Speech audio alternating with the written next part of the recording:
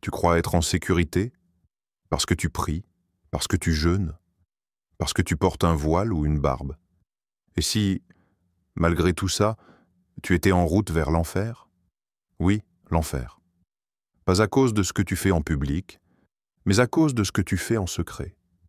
Le regard que tu lances à ton mari, le ton que tu utilises avec tes enfants, la parole acide que tu laisses échapper dans une dispute.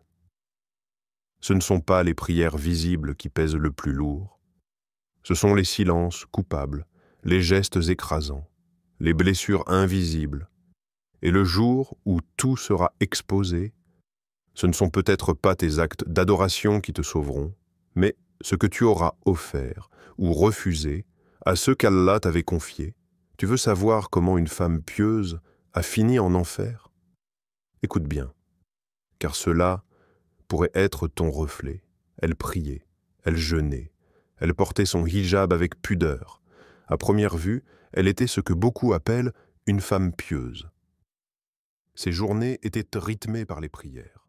Ses lèvres ne cessaient de... Il la voit normalement comme une lumière. À la mosquée, elle inspire. Dans la rue, elle impressionne. Toujours voilée, toujours polie, toujours à l'heure pour ses prières. Elle parle doucement, cite des versets, partage des rappels. Et tout le monde dit d'elle, quelle femme pieuse. Mais derrière la porte de sa maison, c'est une toute autre histoire. Là, ses mots sont tranchants. Son ton est dur. Son mari la craint plus qu'il ne la respecte. Ses enfants la fuient, étouffés par sa colère. Elle élève la voix, elle rabaisse, elle reproche, et pourtant elle ne manque jamais la prière. Ce contraste, Allah le voit. Car ce qui échappe aux yeux des gens ne lui échappe jamais.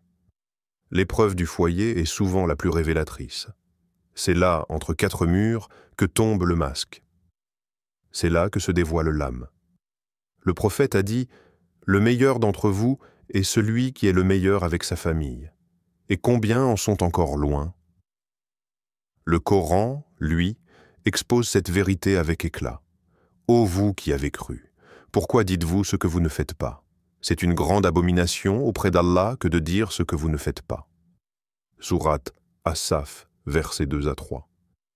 L'hypocrisie n'est pas toujours dans la foi.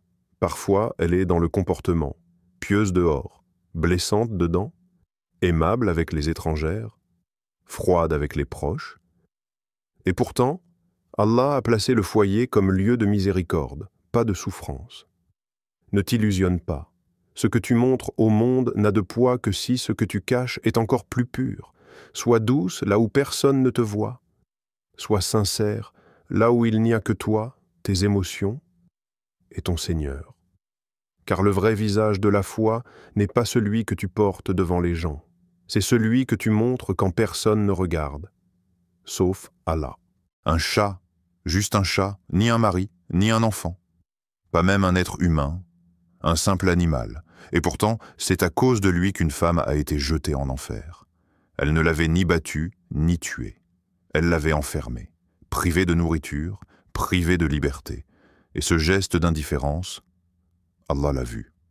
Le prophète a dit, « Une femme est entrée en enfer à cause d'un chat qu'elle avait enfermé. Elle ne lui avait donné ni à manger, ni laissé la liberté de se nourrir lui-même. » Boukhari et Muslim. Réfléchis un instant.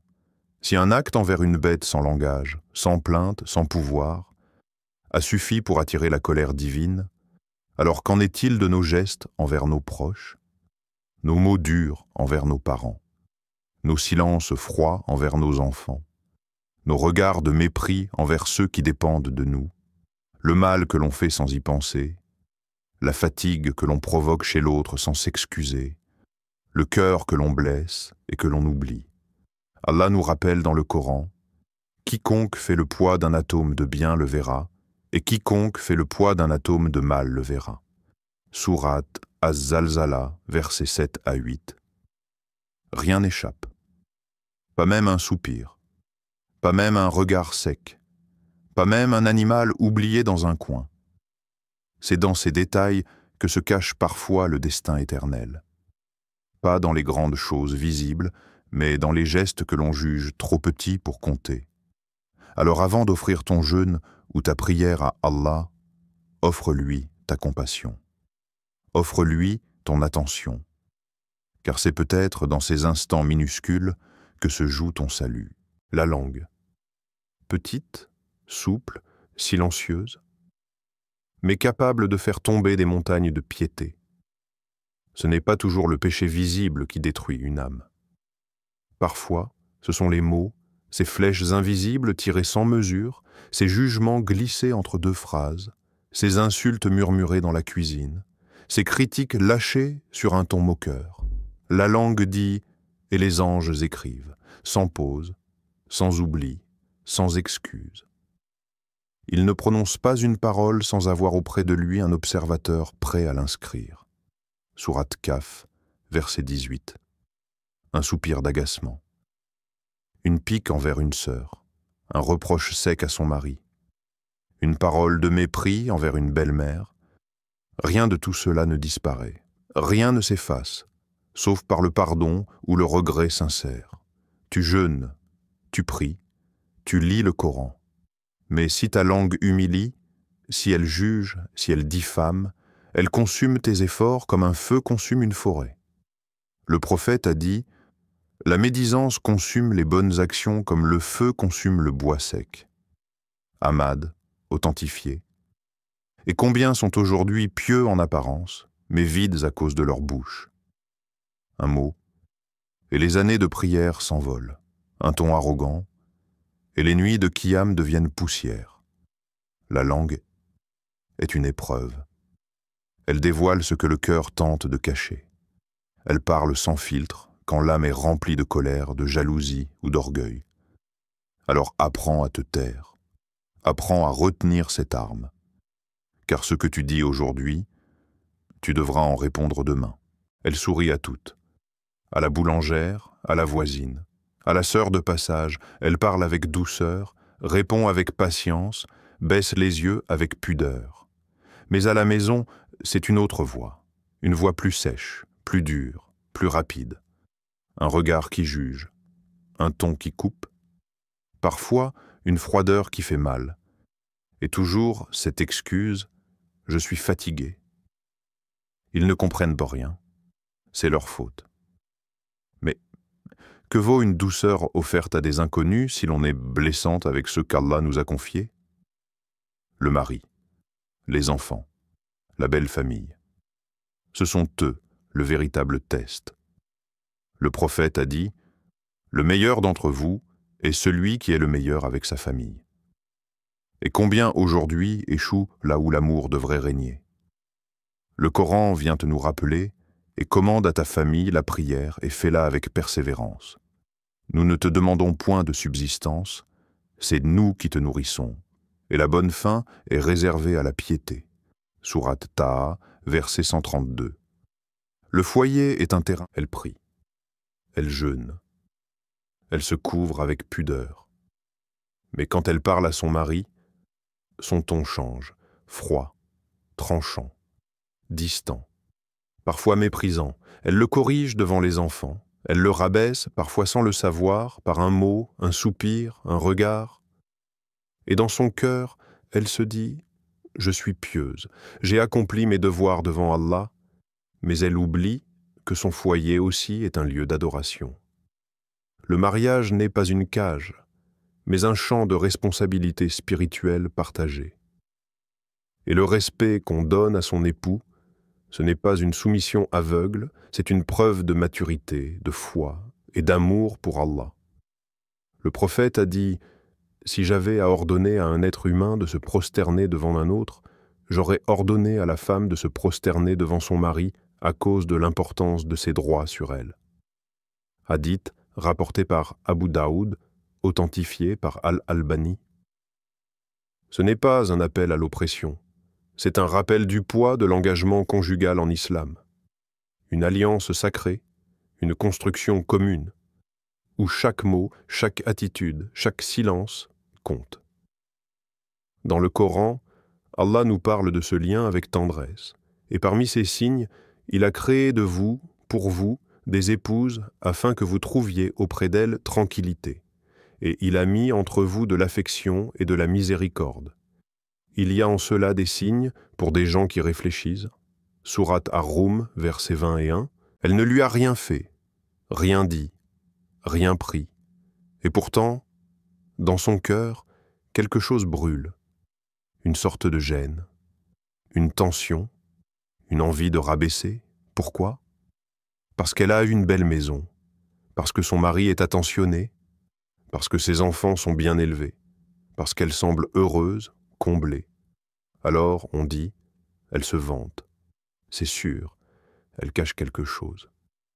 Je la sens fausse. Et à peine a-t-on fini la prière que les langues s'enflamment. La jalousie n'a pas besoin de se crier pour exister. Elle se glisse dans les regards, dans les soupirs, dans les sous-entendus. Elle se déguise en conseil, en lucidité, en vérité. Mais en réalité, elle ronge, elle salit, elle détruit. Le prophète a dit « La médisance consume les bonnes actions comme le feu consume le bois sec. » Ahmad, authentifié. Tu jeûnes, tu donnes, tu veilles la nuit. Mais une critique, une moquerie, un mot de trop, et tout s'effondre. Dans le Coran, Allah dit avec puissance « Ô vous qui avez cru », qu'un groupe ne se moque pas d'un autre groupe, ceux-ci pourraient être meilleurs qu'eux. Et ne vous calomniez pas les uns les autres. Souhaitez, imagine, le jour du jugement. La foule est immense. Les cieux sont fendus, les montagnes s'effondrent, les cœurs sont suspendus. Et toi, tu avances. Tu portes dans tes mains des prières, des jeûnes, des aumônes, des nuits passées à invoquer. Tu es sûr de toi. Tu penses être sauvé, mais voilà, devant toi se tiennent ceux que tu as blessés, ton mari, que tu as humilié, ta voisine, que tu as critiqué, ta sœur, que tu as jalousée, ton enfant, à qui tu as crié dessus sans regret. Et là, Allah le juste commence à distribuer. Tes bonnes actions partent, une à celle que tu as méprisée, une autre à celle dont tu as sali la réputation, encore une à celle que tu as calomniée sans preuve. Et quand il ne reste plus rien, ce sont leurs fautes à elles qu'on dépose sur toi. Toi, l'adoratrice. Toi, la priante. Mais tu as oublié qu'Allah ne juge pas seulement ce que tu as fait pour lui, il juge aussi ce que tu as fait contre ses créatures. Le prophète a dit « Savez-vous qui est le véritable ruiné parmi ma communauté ?» Ils dirent « Celui qui n'a ni dirham ni bien. » Il répondit « Non.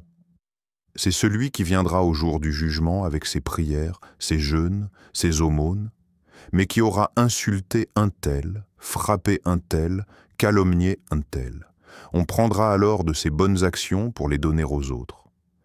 Et si elles s'épuisent avant que la justice soit faite, on lui chargera des péchés des autres. Puis il sera jeté en enfer. Muslim. Et dans le Coran, Allah a dit « Et ton Seigneur ne fait de tort à personne ». Sourate Al-Kahf, verset 49. Tu croyais avoir accumulé des trésors, mais tu as ignoré les dettes humaines, celles que seule la repentance ou le pardon sincère peut effacer. Ne te présente pas avec des mains pleines et un cœur vide. Répare ici-bas, avant qu'on ne vienne tout te prendre, l'accro. Et si on avait tout confondu? Et si la vraie piété ne brillait pas dans ce que les gens voient, mais dans ce que tu offres en silence? Un sourire, un pardon, une main tendue, un mot doux au bon moment. Être pieuse, ce n'est pas simplement prier longtemps. Ce n'est pas aligner les jeûnes. Ce n'est pas s'habiller d'un tissu et oublier la tendresse du cœur. La vraie piété, c'est un équilibre entre le front qui se pose au sol et la langue qui se retient, entre le dhikr du matin et la gentillesse envers celui qui partage ta table. Le prophète, le plus pieux de tous, a dit « Le croyant le plus complet dans sa foi est celui qui a le meilleur comportement. » Et dans un autre hadith, « Le meilleur d'entre vous est celui qui est le meilleur envers son épouse. » La douceur n'est pas un luxe, c'est une obligation spirituelle. La justice n'est pas une option, c'est une condition de la foi. Et dans le Coran, Allah nous guide Adorez Allah sans rien lui associer, et soyez bienfaisants envers vos parents, les proches, les orphelins, les pauvres, le voisin proche, le voisin lointain, le compagnon à vos côtés. Sourate An-Nisa, verset 36. Voilà la carte du cœur. Voilà la carte du paradis. Alors, chères sœurs, chers frères, n'oublie pas, chaque parole compte. Chaque attitude compte. Et c'est dans l'intimité que se construit l'éternité. Qu'Allah purifie nos cœurs, adoucisse nos langues et nous accorde une foi complète faite de lumière dans les gestes et de sincérité dans les silences. Si cette vidéo t'a touché, laisse un like pour la faire voyager. Dis-nous en commentaire ce que tu choisis aujourd'hui de corriger en toi. Et abonne-toi à Ummah Academy pour continuer ce chemin de foi, de douceur et de vérité ensemble. Qu'Allah te bénisse, te guide et t'élève, ici-bas et pour l'éternité.